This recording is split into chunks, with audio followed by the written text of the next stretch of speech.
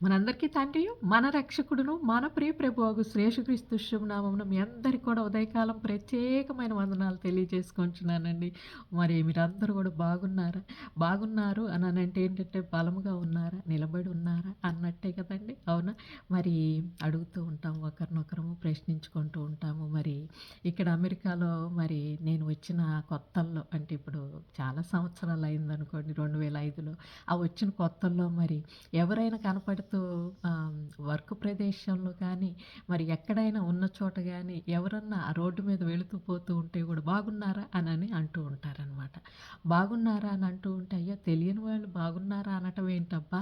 జవాబు ఏం చెప్పాలి? తల ఇలా పక్కకు తిప్పేసుకొని వెళ్ళిపోయే మనం అంటే ఇండియాలో అలాగా నేర్చుకొని ఉంటాం గదా! అని వెళ్ళిపోదామా అని అనుకుంటూ ఉంటే, కానీ మనకు ఈ క్రొత్త దేశంలో మరి అంటే బాగున్నారా అని అడగటం అనేది ఆత్మీయత స్థితి అని అనేది అర్థమయ్యి తర్వాతకి నేర్చుకొని మరి నేను అట్లాగనే నాతో పాటు వచ్చిన వారు మరి హౌ ఆర్ యూ అంటే I'm doing fine and how about you అని అడగటము పాస్ అవుతూ అంటే దాటిపోతూ అడుగుతూ ఉంటామన్నమాట.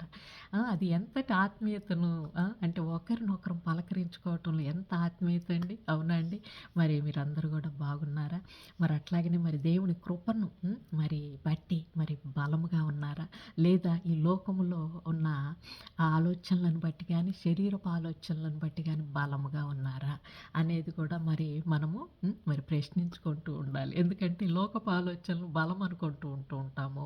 మరి లోకంలో ఉన్న ధనము, గర్వము, మరి అహంకారము, అధికారము మరి అట్లాగనే మరి ఏవైనా మనం చూస్తూ ఉంటే పెద్ద విందులు ఎవరో పెళ్ళిళ్ళని అవి చేస్తూ ఉంటే అబ్బా! ఎంత ఎంత మంచిగా చేశార్రా! ఎంత బాగా చేశార్రా!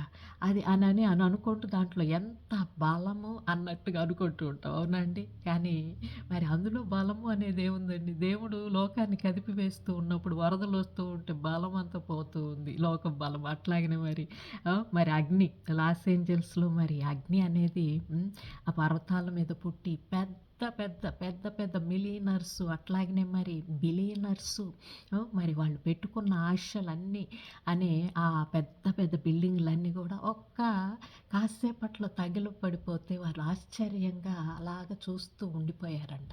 అంటే ఈ లోకములో మనం ఏవిటిని బలముగా అనుకుంటూ ఉంటామో దేవుడు వాటిని చెలింపజేస్తూ ఉంటారు. కాబట్టి మనం పరిశీలించుకొని దేవా మమ్మల్ని చెయ్యనివి నిలకడగా ఉండే నీ రాజ్యమునకు నిశ్చలమైన నీ కృపలో మాత్రమే మమ్మల్ని బలపరచయ్యా అని మనం ఎప్పుడు కూడా ప్రార్థించుకోవాలండి.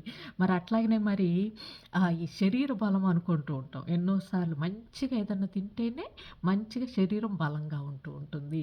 అట్లాగనే మంచి అంటే పోషక పదార్థాలు ఉన్నవి మరి తల్లులు గాని, తండ్రులు గాని ఇవి తినురా ఇదిగో ఇది తింటే బలంగా ఉంటావురా అని చెప్పేసి ఎంత చేస్తే కూడా మళ్ళా చిటుక్కున ఏదన్నా జబ్బొచ్చి ఏదన్నా అయిపోతే అయ్యో!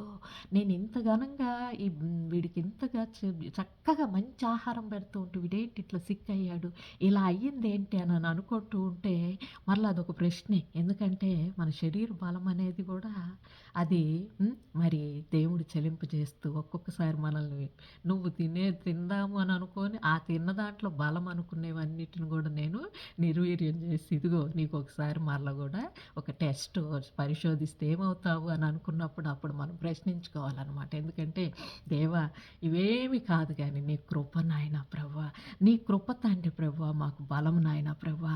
మేము మరి ఈ లోకమును బట్టి ఈ శరీరాన్ని బట్టి మేము మరి ఎన్ని సార్లు కూడా మేము పొరపడుతూనే ఉంటామయ్యా, అందులోని పడిపోతూనే ఉంటాం తండ్రి ప్రభా.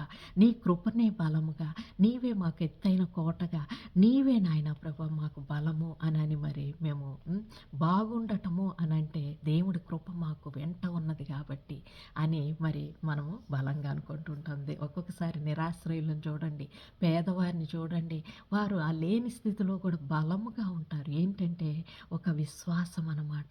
అది అలాగే నిలబెడుతూ ఉంటుంది. లోకమంతా కూడా దేవుని విశ్వాసం అనేది అది అలాగా కమ్ముకొని ఉందండి.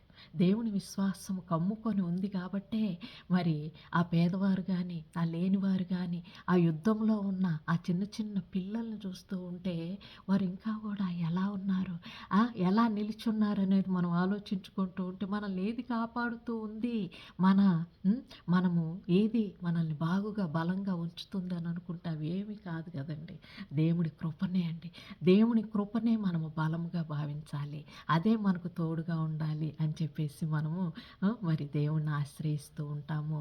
మరి అంటే ఈ లోకపు బలము అనేది మనల్ని ఒక్కొక్కసారి మనం ఎందులో అనే దాంట్లోకి జూచుకుంటూ ఉంటే అది మనం పరిశీలించుకుంటూ ఉంటే గనక దాని రూట్ అంటారు. అంటే దాని మూలం ఎక్కడుంటుంది అని అంటే గనక అది స్వార్థము. ఆ స్వార్థము అనే దాంట్లో పెట్టుకున్నవన్నీ బలము కాదండి. హ్మ్. కాబట్టి నిస్వార్థమైన ఆలోచనలు మనం ఎప్పుడైతే దాంట్లో నుంచి బయటకు వచ్చి నిస్వార్థతలో మనం పెట్టుబడి పెడతామో అవి మనకు బలముగా నిలబడుతూ ఉంటాయన్నమాట. అయితే ఈ స్వార్థములో మనము అంటే ఈ లోకములో పెట్టిన ఆలోచనలతోటి మనం ఒక్కొక్కసారి అవి మనల్ని వెంబడిస్తూ ఉంటాయన్నమాట. అంటే ఏంటంటే వాటిని మనం తీసుకున్నామనుకోండి అవి మనల్ని వెంబడిస్తూ ఉంటాయి. ఏమనంటే అదిగో అప్పుడెప్పుడో ఆ స్వార్థంతోటి ఏదో అని మనం పెట్టుకున్నప్పుడు దేవుడు వాటిని ఏం చేస్తా ఉంటారంటే మనకది ఒక పగవారిగా చేస్తారనమాట. ఒక ద్వేషకులుగా చేస్తూ ఉంటారు. అవి మనల్ని వెంబడిస్తూ ఉంటాయి. ఏంటబ్బా! నేనేమి చెయ్యకపోయినా ఒక్కొక్కసారి ఇవి వెంటబడుతూ ఉన్నాయి అననంటే మనం నిస్వార్థంగా మారే వరకు కూడా దేవుడు వాటితోటి మనల్ని దేవుడి శక్తి మీదకి ఆధారపడటానికి మనల్ని ప్రేరేపిస్తూ ఉంటారనమాట. కాబట్టి మరి ఎవరో ఒక సహోదరుడు మరి ఆఫీస్ అధికారులు మరి చాలా ఒత్తిడి చేస్తూ ఉన్నారు అనంటే మరి ఏం జరిగిందని నేను అడుగుతూ ఉన్నప్పుడు మరి ఆ అధికారి మా మీద చాలా జులుం చేస్తూ ఉండి మరి అట్లాగనే మరి సరిగా ఆ లంచము అనేది తీసుకున్న దాంట్లో మాకు సరిగా ఇవ్వట్లేదు. సో నేనేం చేశానంటే ఇదిగో నలుగురికి చెప్పి మరి ఆ అధికారి మీద మనమందరం కూడా ఒకటి రాద్దాము అని చెప్పేసేసి అగనెస్ట్‌గా ఒకటి రాసి పైన అధికారులకు పంపిద్దాం గదా అని చెప్పేసేసి పంపిస్తే అది వెళ్ళి ఆ పైన అధికారులకు వెళ్ళింది గదా అని తృప్తి పడ్డాం. అది ఏంటంటే ఆత్మీయతలో అసూయ, ద్వేషం కిందొస్తాయి. అట్లాగనే మనం అసలు లంచం తీసుకోకూడదు. మనం తీసుకునే అంటే అందులో మనకెక్కువ రాలేదన్న దాంట్లో ఉన్న కపటత్వము అనేది ఏమైందంటే అది ఆ అధికారుల మీద రాయటానికి మరి పురిగొల్పింది. ఇప్పుడు ఈ రాసిన దానికి ఏమైందంటే మరల గూడా మరి ఎదురొచ్చి ఆఫీసులో ఎవరైతే పురిగొల్పి రాయించిన వాళ్ళందరూ మరల తిరగబడి మరి ఈ ఎవరైతే పురిగొల్పారో వారి మీదకొచ్చిందంట. ఏమనంటే ఆమెకి వెళ్ళి చెప్పటమో, ఈ అధికారులకు వెళ్ళి చెప్పి ఈ ఫలానా వ్యక్తి అని చెప్పేటప్పటికి మరలా రాసినదే మరల తిరిగి ఈ వ్యక్తికొచ్చేటప్పటికి ఎంతో తల్లడిల్లిపోయి అయ్యో! ఏం చేయాలి? ఏం చేయాలి? ఏం చేయాలి? అన్నట్టు అడుగుతూ ఉంటే నేను అంటే మామూలుగా మనం చెబుతాం దేవుడి యందు మనం బలపడే వాళ్ళం ఏమనంటే ఏమిటి సత్యం అనేది నిన్ను నిలబెడతది. సత్యము అనేది ఏంటి అనేదంటే ప్రేమ. దాంట్లో స్వార్థం అనేది ఉండకూడదు. ఈ లంచము అనేది అసలు మనల్ని నిస్వార్థతలోనికి రానీయకుండా మనల్ని ఆపివేసేదనమాట. కాబట్టి ఈ పగ, ద్వేషం అనేది ఎందుకు ఇలా అయ్యారు? వాళ్ళందరూ కూడా ఎందుకు తిరిగి నా మీద తిరగబడ్డారన్నదానికి నేను అంటే ఒక సొల్యూషన్‌గా ఏం చెప్పానంటే దేవుడి యందు నిస్వార్థత. అది అసత్యము ప్రేరేపించింది ఏమిటి అంటే స్వార్థము. కాబట్టి దేవుడు మరల గూడా నీ వైపు పోరాడాలి అని అంటే గనక నువ్వు మరల సత్యము అనేదాన్ని ఆశ్రయం తీసుకోవాలి. అనంటే అవునా ఏంటి అదనంటే నేనేం చెప్పానంటే దేవా నన్ను క్షమించయ్యా. నేనేదైతే బయట పెట్టుబడి పెట్టి బలం అనుకున్నానో లేదా నేను ఇంతవరకు కూడా ఒక కపటత్వంతో నా స్వార్థమును ఆశ్రయించానో దాని మీద నేను పెట్టిన పెట్టుబడి అంతా కూడా అంటే రాసింది కానీ ఏదైనా కూడా మరల కూడా నేను ఒప్పుకుంటున్నానయ్యా. అది తప్పని ఒప్పుకుంటున్నానయ్యా. కాబట్టి మరి నన్ను క్షమించి మరల నా పగవారిని, ద్వేషకులని నాకు మరల మిత్రులుగా చెయ్యయ్యా అని చెప్పేసి అనగానే అవునా మరి అలాగా సరే నేను ఒప్పుకుంటానండి.